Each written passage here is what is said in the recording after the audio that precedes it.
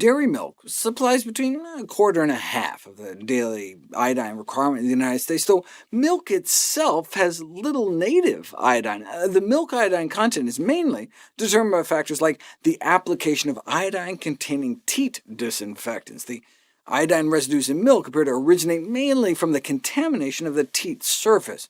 The teats are sprayed or dipped with betadine-type disinfectants, and the iodine just kind of leaches into the milk. Too bad most of the plant-based milks on the market aren't enriched with iodine, too. Fortified soy milk is probably the healthiest of the plant milks, but even if it was enriched with iodine, what about the effects of soy on thyroid function? It's funny, when I searched the medical literature on soy and thyroid, this study popped up: a cost-effective way to train residents to do thyroid biopsies. Just stick the ultrasound probe right on top and go to town. It turns out, on ultrasound, your thyroid gland looks a lot like tofu. Anyways, the idea that soy may influence thyroid function originated over 8 decades ago, when marked thyroid enlargement was seen in rats fed raw soybeans. Though the observation that people living in Asian countries have consumed soy foods for centuries with no perceptible thyrotoxic effects certainly suggests their safety. Bottom line, there's not seemed to be a problem with people who have normal thyroid function. However, soy foods may inhibit the oral absorption of Synthroid, thyroid hormone replacement drugs, but so do all foods. Right? That's why we tell patients to take it on empty stomach. But you also have to be getting enough iodine, so it may be particularly important for soy food consumers to make sure their intake of iodine is adequate. What's the best way to get iodine?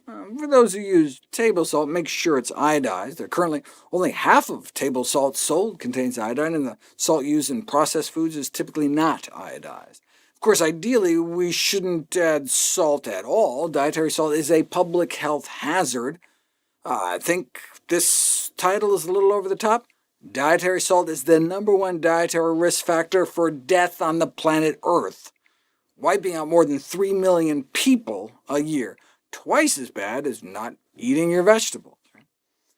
What's the best source of iodine, then? Sea vegetables. Right? You can get a little iodine here and there from a whole variety of foods, but the most concentrated source by far, with up to nearly 2,000% of your daily allowance in just a single gram, which is like the weight of a paperclip, seaweed.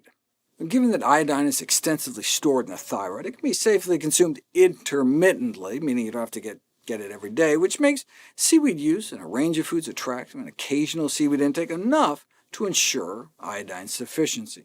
However, some seaweed should be used with caution due to its overly high iodine content, like kelp.